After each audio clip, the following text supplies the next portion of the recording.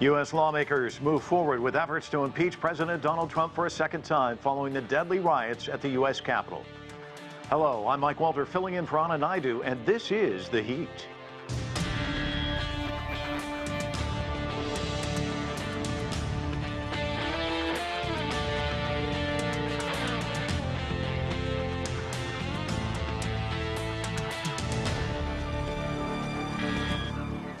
The U.S. House of Representatives is scheduled to vote this week, likely Wednesday, on an article of impeachment against President Donald Trump. Lawmakers say Trump engaged in high crimes and misdemeanors by inciting violence against the U.S. government.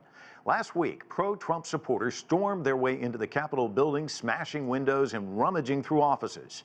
6 people died as a result of that attack, including 2 Capitol police officers. CGTN Nathan's King is following all the developments for the White House.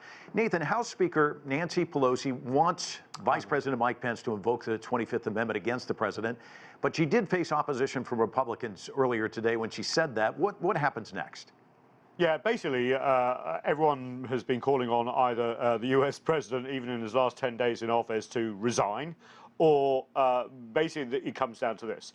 The 25th Amendment allows for the removal of the president for a limited time if he's unwell, essentially. It's not really designed for what's happened in the last week here, but Democrats think that's enough. He's unfit for office, essentially, questioning his mental health. Now, Vice President Mike Pence has not given any indication he would do that, despite the fact that protesters on Wednesday, rioters were threatening to hang him.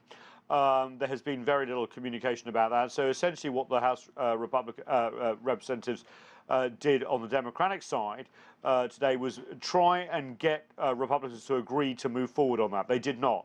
So they're going to have a full debate on it in the next 24 hours and vote on it to essentially call on Mike Pence officially to invoke the 25th Amendment of the Constitution. Now, if that doesn't happen, they've already introduced an article of impeachment, basically saying that the president on Wednesday here incited an insurrection. His speech just to the south of the White House here on the ellipse saying, let's go to Congress, while saying that Mike Pence could overturn the results of the election as they were certifying the Electoral College results. So we saw everything that ensued, and I was there, and I still can't believe it quite happened, but it did. So that's where we are. Now, he would be the only president to be impeached twice. Remember, impeachment happens in the House. The trial would be in the Senate. We could get articles of impeachment voted on, as we said, by Wednesday. It probably may slip till Thursday or Friday, I'm hearing. But the big question is, would the Senate take up a trial and potentially remove him from office? Well, not necessarily within 10 days left of the presidency or less. In fact, they'd have to call back a session. It's still controlled by Republicans. But it's quite incredible that we're at this stage right now. And as you said, not many days left in office. Does he have anything on his agenda? And what about public appearances? Can you hear the silence, Mike? Incredible, right? You know he's been banned from some of his favorite social media platforms, Twitter, Facebook. He's having very difficult problems communicating in any other way. He could use traditional means like the White House press briefing room or the Oval Office. He was meant to speak to Fox News earlier. I don't know if it's cancelled or delayed. That hasn't happened. We do understand that he may be going to Texas to talk about his wall at the famous Alamo. Any student of American history know that was a defeat wrapped in a victory, etc., etc. You know, anything for relevance, but we'll wait and see. The big question is what he does next in terms of his supporters. Is he going to try and rally his base? Is he going to try and mess around with the inauguration in the next week or so? We essentially do not know. What we do understand is he's going to leave office the day before January the 20th and head to Mar-a-Lago. But as you know, with President Trump, he says one thing, does another, doesn't say something, does another, etc., etc. And it seems like there's defections all over the place. There's word of another resignation. Tell us about that. Yeah, Chad Wolf, the acting Homeland Security Secretary, who was a loyal person. In fact, he couldn't get his confirmation through Congress. Backed up so many of the controversial things that we've seen over the last few months, including the deployment of federal troops against protesters. Unfortunately, that didn't seem to happen on Wednesday, only when there are obviously against the president's political agenda or of a slightly different colour. But as you know, we also have had resignations at cabinet level. Elaine Chao, Transportation Secretary, Betsy DeVos, the Education Secretary. More and more people are quitting from the State Department. But, you know, none really is this going to make any difference. These are, I don't want to use the word rats, but they're jumping ship at a time when it's really not going to make much difference. All right, Nathan, thanks so much.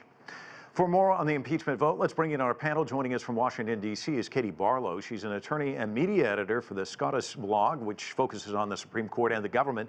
Also with us, Hilary Shelton. He's the director of the NAACP Washington Bureau and senior vice president for Advocacy and Policy. From New York, Lincoln Mitchell is an adjunct associate professor of political science at Columbia University. And from South Carolina, Eric Bolling is a political commentator and host of America This Week. Eric, I think Nathan did a nice job of setting the plate for us. It just seems like the walls are closing in. With Richard Nixon, of course, it was Republican senators who went to him and said, look, you've got to resign. There are calls for his resignation. There's talk of the 25th Amendment, impeachment. Where do you think things are at this point? Well, I think Nathan did set it up nicely. Unfortunately, so I've been coming on the show for the better part of 6 months, a year perhaps, but since the election, I've always said Donald Trump lost the election. He was going to be a big power broker going forward once we swore in Joe Biden as president in 46. The problem is something happened over the last week since the last time I was here last week, and it was terrible. It was awful, and it's indefensible. So as a friend of the president for a very, very long time, someone who talks to him all the time, I have a real problem with what went on that day. So let's just very quickly, I'll take you through what I believe happened that day. For some reason, over the last 45 days or 60 days, President Trump has thought he was the winner of the election, or it was at least going to play like he was the winner of the election so that he could be that power broker I've described going forward. It took a turn, an irreversible turn on Wednesday when he made that speech and didn't realize that the dog whistle he was blowing right into the ears of some very, very animated, ready to go MAGA crowd that apparently had, what I do understand is that they've been on the internet, they had planned this thing in advance, and they had planned to bring firearms. I don't think Trump knew that. I don't think he meant to send an angry mob over there to destroy the Capitol. I think what he did was blew a whistle and gave them enough that they took what they already had in their hearts and they went and destroyed the Capitol. 6 people are now dead. It's indefensible. Donald Trump destroyed his legacy and likely destroyed his ability to ever run again for president. I would say that's for sure, for his family to ever run for president or elected office. But I think more importantly, I think what he did is destroyed his legacy and then also removed his ability to be that kingmaker, that power broker going forward that I've described for the better part of 2 months now. But Eric, just as a follow-up to what you're saying, I mean, he was saying very incendiary things about Mike Pence, and people were there at the Capitol saying, hang Mike Pence. I mean, some of these words do have consequences. He's thrown out incendiary words before, but these were pretty loaded. Mike, all words have consequences, and you are right. And I'm not defending him. I'm not defending him. But when I saw it happen and when I heard him say, let's go over there and let them hear what we have to say, he did say peacefully, and I'm not going to defend it because 6 people are dead. It was wrong.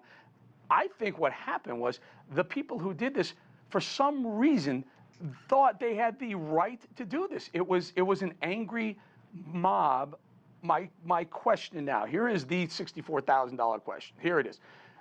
Do the left, and rightly so, they probably will impeach him and or 25th Amendment him. Does the left have such a victory dance on this man's grave now that they create sympathy for him? Not now. I know we have a time of hatred for Donald Trump, and everything that's Trump and every brand that's Trump will be destroyed. I get that. But down the road, it's a very delicate dance for a liberal to not overplay the victory. No one likes to see a massive end zone victory dance, especially when when people are dead. Lincoln, some might say that he incited violence is not necessarily a victory dance. This is actually his comeuppance. This is what this country is all about. There are laws on the books. You do something like this, there are consequences. Well, one would think. I'm not really sure that Trump is so finished. I think if the Republican primary for president for 2024 were held tomorrow, Trump would win in a landslide. He's 45% Republicans approve of what he did and approve of the demonstrations or the break-in of the insurrection, and that number is only going to go up. So Trump is not done, and that's something important that we should recognize here. This is not somebody that has been removed from the Republican Party. He remains a problem for the Republican Party. You know, the U.S. intelligence agencies are pretty good, and they knew this was happening. And whether Donald Trump ignored the brief, didn't get the brief, decided to act anyway, we don't know. What we do know is that he gave a speech. The Capitol, they broke into the Capitol. People died. More people could have died. I mean, there really were violence on the minds of these people, and that is something for which there should be a consequence. I don't think the 25th Amendment, and I want to be clear, there won't be a consequence. He will not resign. The 25th Amendment will not happen fast enough.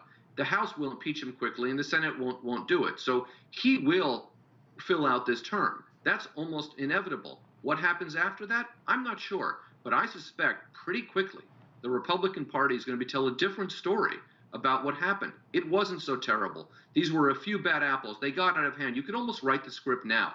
That's where this is heading.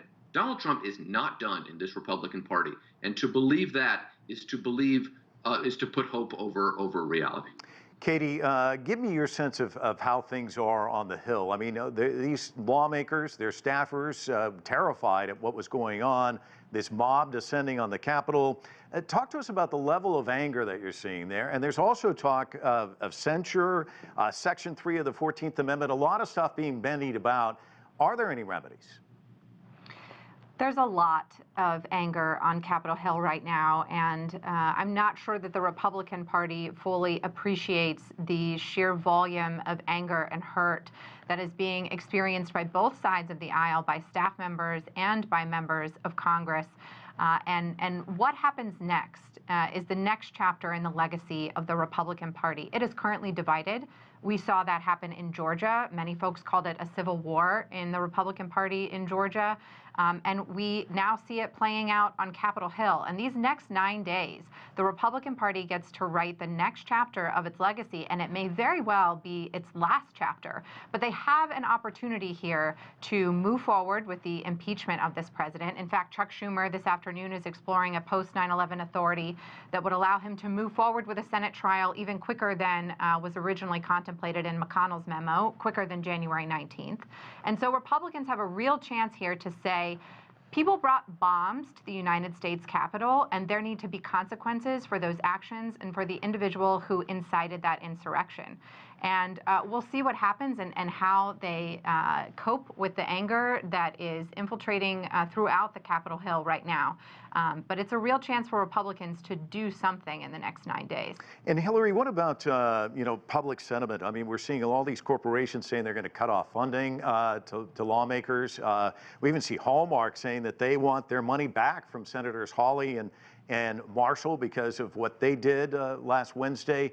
And then, of course, the PGA canceling the tournament, and apparently President Trump's very upset about that. But there are consequences that are going to come from the money aspect of things, and that drives politics. I mean, that's basically the oil and gas for a lot of these candidates. What about that aspect of it? I think there's a big piece of that we all have to be very concerned about, and certainly those that are active players within that political circle. Because the point you're making is absolutely right on target, and that is, how do we get the resources to continue whatever we're trying to advance here on Capitol Hill and to ties across things throughout the country. So that's a big deal as we're thinking about how this will play forward as well. And let me just say, we've been very nice about how people are looking at this thus far, because what we're also concerned about is some other things that are coming up very soon. As you know, another right-wing extremist demonstration is being planned for Capitol Hill. They'll be directly tied to the inauguration. As we talk about those who will be bringing more arms, they're promoting bringing arms to Capitol Hill, even though many of those that participated in Wednesday's problem very well had arms, and what we ended up with is 6 deaths. What we don't want is what will carry forward along those lines. So we're going to have to be very careful. We want to make sure there's oversight to see what's going on. There's going to have to be some restrictions on firearms and other deadly weapons along those lines, because you're also right. We're able to find at least 3 explosive devices in and around Capitol Hill, too. So there are a lot of big concerns here, and I think most people don't want to see violence, and certainly don't want to be associated with anything like this, including many of those that provide resources for our political system to operate as we've seen it operate when it's moving well. And Eric, he just said people don't want to be associated with this. The Republican Party really doesn't want to be associated with folks coming with arms, with the Proud Boys, with these conspiracy QAnon folks, do they? I mean, people keep talking about they don't want to offend the base, but if this is part of Trump's base, the Republicans have to navigate away from that, don't they? And I think they are. And I think, nothing stings like when businesses start to pull back from your donor class. And that's all we've seen. We've seen AT&T. You point out Hallmark. It's one after the other. They're coming forward saying, if you claim that Joe Biden is not president, or if you claim that there was election fraud, we're going to pull back our money. And it really is. Nothing hits as hard as when it hits your pocketbook, and that's what's happening to Republicans. So they're going to push back. Look, here's what's really going to end up happening. You're going to have the older school, let's call them back in the day, typical Republicans. They're going to end up going to the Fox Newses of the world. Then you're going to have that anti-Trump group that's Republican but never liked him, never bought on, the Mitt Romneys, the McCain classes and whatnot. They'll head over to the MSNBCs and the CNNs who never liked Trump. And then you have this third class. And I believed up until Wednesday that third lane was going to be very powerful, very influential. As I said, kingmaker, power broker going forward. Wednesday changed all that. These people are now unemployable. Donald Trump, I said on this show, I think he could have worked for Fox News for $50 or $100 million a year. They would have been smart to pay him that so that he wouldn't compete against them. That's gone. If you're Donald Trump now, you show up on one of these networks, advertisers are going to pull them. I've been doing this for 15 years. You say something provocative or something wrong, your advertisers are going to get pulled. So no one is going to go ahead and do that. Not only with Donald Trump, you had Forbes magazine, the editor of Forbes, one of the editors of Forbes magazine saying, if you employ Kayleigh McEnany, Kellyanne Conway, Sean Spicer, or any of the other spokespersons for Donald Trump, if you employ them, Forbes magazine will say that you as a company are lying. Whatever comes from you as a company will be a lie. That's a very, very hefty statement and influential statement. So I believe that Trump has basically marginalized himself into a corner, into maybe a subscription-based entity going forward. But I disagree with Lincoln. I don't think he would even be the nominee if it were tomorrow, another election tomorrow. Hillary, what he's describing here sounds like an extended civil war. You've got all these different factions within the Republican Party, and they've got to find their way forward. But the Democrats also have some issues. There's a big part of the party that wants to go full speed ahead on this impeachment. And then you had Jim Clyburn, the majority leader, or the majority whip, I should say, saying that they could submit the article of impeachment to the Senate 100 days later, giving Biden a chance to kind of get his work done. Talk to us about this, how this is playing out in the Democratic Party. Well, listen, first, we're not partisan to the NAACP, but we talk to our Democratic friends as we talk to our Republican friends as well about these issues. But I can tell you within the Democratic Party, there's pushes in a number of different directions. It's always been a huge tent on that side of the aisle, as you very well know. So if you're thinking about what's going on, what's moving ahead, you've got the Jim Clyburns, the more thoughtful, the more methodical in how they move forward, some with a tremendous level of experience in the political circles, including the national and even global political circles, as we're thinking about how this will move ahead. And then you have a lot of the newbies, as they call them, those that are ready to move now. We should have moved yesterday. We waited too long. It's time for us to do something more about this. So you've got those sides kind of moving as they will. And then, of course, you have our leadership on the House side, well, the congressional leadership period. Actually, think about Nancy Pelosi and her years of experience working these issues and these challenges out with an organization, I'm talking about the Democratic Party, that is as diverse as it is in policy and other issues along those lines. So I think what we're going to see as we move ahead is that you've got those who are moving to try to reclaim the Republican Party marching orders. That is, the way they've moved forward conservatively, but not extremely in the past. It has worked for them in many ways. But then you have the new groups that came along with some of the Tea Partiers and others that have made for a much more extreme experience on Capitol Hill for the Republican Party. They are more expansive and even polarized than they've ever been before, as we've seen how this plays out. And now that we've seen that them saying these things aren't just making people mad, but they're actually creating the scenario in which human life is being lost as we move towards our democratic small d process on Capitol Hill to make decisions about how our government moves forward.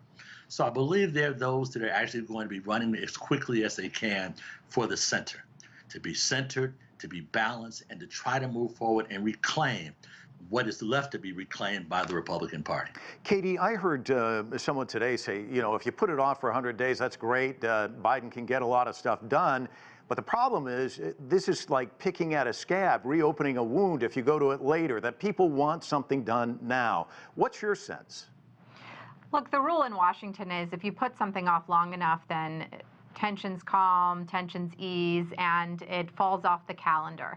We've seen it happen time and again. When you add bureaucracy and you add a timeline to something, it usually doesn't happen. So I think putting it off, tempers may calm down a bit, and there may be less of an incentive, both politically and personally, for members on the Hill to vote to impeach. It's still possible, like I said, Chuck Schumer is pushing to perhaps start a Senate trial before January 19th. And the Senate can also change its rules such that they don't even have to have a trial. They can simply hold a vote. But again, those are unlikely scenarios in this case. Lincoln, in an interview on 60 Minutes, Nancy Pelosi talked about this possibility that Trump might pardon himself. Let's listen to what she had to say. He can only pardon himself from federal offenses. He cannot pardon himself from state offenses, and that's where he's being investigated in the state of New York. There is a possibility that after all of this, there's no punishment, no consequence, and he could run again for president. And that's one of the motivations that people have for advocating for impeachment. Won't that take more than the 10 days? I mean, does it actually make sense? Well, I like the 25th Amendment because it gets rid of him. He's out of office. But there is strong support in the Congress for impeaching the president a second time. Lincoln, talk to us about this pardon possibility. It's something he's floated, pardoning himself, his family members. What's he likely to do? Well, I would expect between now and the end of the term, and I think that will be on January 20th, a lot more pardons from Donald Trump. He may try to pardon himself. The legal question there, you know, I've heard different things from different lawyers, but there's not, certainly many believe it is doable. He will probably pardon many of his close family members, and he could do a blanket pardon for all of the people who invaded the Capitol on January 6th. If you think back historically, different circumstance, but Jimmy Carter did a blanket pardon for people who had evaded the draft during the Vietnam War era. He didn't name everybody. It was a blanket pardon. So there is a precedent for that as well. Now, the Speaker is also right. He can only pardon anybody for federal crimes. And a pardon can be very broad, but it's not a get-out-of-jail-free card forever. And given what we have reason to believe that some of the people who were involved on January 6th are planning other activities, will plan other activities in the future, they could still get themselves in trouble. But this is a very concerning idea. I mean, we can agree to disagree as to whether or not Donald Trump is, you know, that damaged in the Republican Party. But the notion that you could, and I don't think we can agree to disagree about his role in that riot. He played a big role in it. But we can say the president is the president. He can pardon himself. But there is a real chance that nobody will face consequences for their illegal actions on January 6th. The blanket pardon for all of the participants is, to me, the scenario that would be most damaging to our country and to rule of law and to our democracy. Katie, what's the likelihood of that, do you think? I mean, you cover these Supreme Court confirmation hearings, and I haven't watched all of them, but I definitely watched Gorsuch and Kavanaugh pretty closely, and that's a question that always comes up. And they always say, no one's above the law. So how does this play out? Because the American people are not going to be real happy if everybody walks on this. So there's a part of the Department of Justice that's called the Office of Legal Counsel, and we've heard a lot about it throughout the Trump administration. They provide advice to the executive branch and to the Attorney General and to the President. It came up during the Mueller investigation and at several other points in time. And the OLC, as it's called, has a 1974 opinion that says that the President cannot pardon himself. And in fact, President Trump's former Attorney General Bill Barr has said that he agrees with that OLC opinion. And there's suggestion that White House counsel Pat Cipollone also agrees with that opinion, that the president can't pardon himself. So it'll be interesting to see if the president tries to flout that authority that he has relied on in the past, that is there to give him advice and counsel. And if he does so, whether that actually stands, it will almost certainly be challenged at that point. And there is just a huge question mark over the pardon power and authority for a president to pardon himself. What it does say is that the president can resign and his vice president can pardon him, as we saw with Gerald Ford pardon Richard Nixon. But again, that would require the president to resign before January 20th and rely on his relationship with Mike Pence to pardon him, which at this point, given that they haven't spoken since Wednesday, as far as we know, doesn't look promising. Eric, Arnold Schwarzenegger, the former Republican governor of California and also an actor, immigrant from Austria, talked about the night back in 1938, the night of broken glass, where the Nazis in Germany destroyed Jewish homes, businesses, synagogues, rounded up, taken off to concentration camps. And he talked about the U.S. in that context. Let's listen to what he had to say. Wednesday was the day of broken glass right here in the United States. The broken glass was in the windows of the United States Capitol. But the mob did not just shatter the windows of the Capitol. They shattered the ideals we took for granted. They did not just break down the doors of the building that housed American democracy. They trampled the very principles on which our country was founded. So talk to me about that statement. Very powerful. We're also hearing from Lisa Murkowski and others who are speaking out rather strongly about President Trump. Where's the Republican Party going in these last 9 days of his presidency? They're trying to lay low, and I can tell you that because I host a show every Wednesday, and it's almost impossible now. And I used to have just a parade of people waiting to come on the show. No one wants to come on because if you come on television, you have to state where you are with what happened. And there is a very big risk to a Republican to come on and say, and you have to say it's awful, it's terrible with what happened, but where do you stand with Donald Trump? That has to be the next question. And if you're a Republican seeking office in 2 years, in 4 years, or in 6 years, and you come back and say, well, he's wrong, and I disavow everything he did, there's a good chance you'll lose a 30%, whatever his base ends up being after all this. You'll lose 20 to 30% of the Republican voters. That's the reality of it. So they're going to lay low until all this plays out. Look, I don't think the 25th Amendment's going to be used. Maybe he gets impeached by the House. I'm not sure what happens in the Senate. But I will tell you, can I just respond to Hillary very quickly? Hillary said that there's extremism happening within the Republican Party. There was extremism happening with the Democrat Party as well. When you look at the inability of Joe Biden or Kamala Harris to denounce Antifa and all the rioting and burning down the state houses and federal buildings across the country over the summer. We have extremism going on both sides. No one is right. But to get back to the middle, we have to say, okay, enough of that. Let's get back to doing what's right. Pelosi on 60 Minutes this week saying, we're going to get him out of the office because he's bad. We've run out of time. You host the show. You know what that's like. Okay. And also, it's very difficult to compare anything to last Wednesday. I just don't see a comparison. But thanks so much to all our guests for joining us. That's it for this edition of The Heat. I'm Mike Walter in Washington, D.C. Thanks so much for watching.